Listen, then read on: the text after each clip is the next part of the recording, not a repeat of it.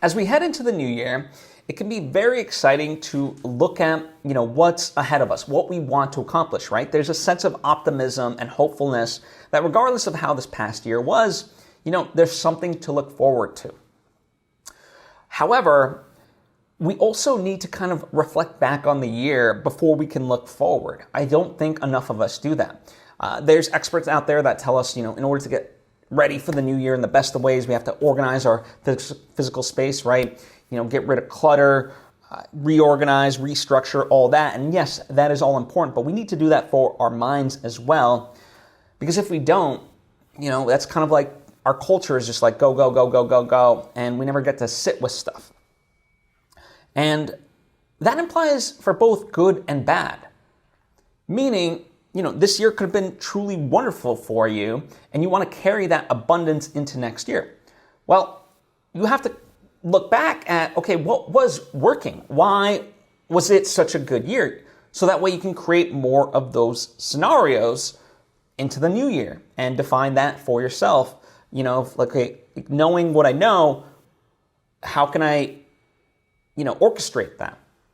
And conversely, if this was a tough year, then, why was it tough? What were the lessons learned from this that you don't want to repeat? And how can you avoid, having to deal with those similar things, right? So it's very important on both ends. And part of it is, at the end of the day, a life generally has its ups and downs. And so it's not just like even if overall you had a good year, I'm sure there's also stuff that was, maybe not so good. And listen, hopefully that percentage was extremely, extremely small. But regardless, if we don't process the stuff, like the stuff that, we were pained by, then we carry that and it builds and builds and harms us in the long run. What we resist persists, right? Like that kind of saying. And so it's important to look at both the good and the bad from a totality standpoint and really process it in order to head into the new year in the best way. And to do that, what I would recommend, every year, a show that I work on is called From the Heart with Rachel Brathen.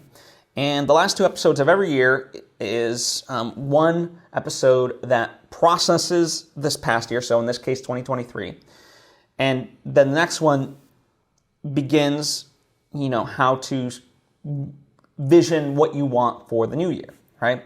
And it's not just like a New Year's resolution thing. It's a lot deeper than that.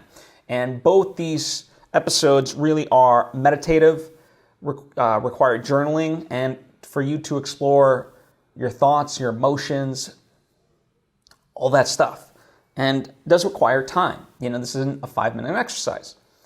So I've linked to that down below because rather than me do it, Rachel is, phenomenal at it. So the purpose of this particular episode is to introduce that, hey, kind of don't just, go, go, go. Like allow yourself time for reflection. And how you can do that is this I'm offering to you as a tool, right? These 2 episodes. So that's the purpose of this episode. Anyway, I hope you utilize it. Regardless, though, I wish you an amazing 2024. Whatever it is that you dream of in terms of success, however you define that to be, I want that for you.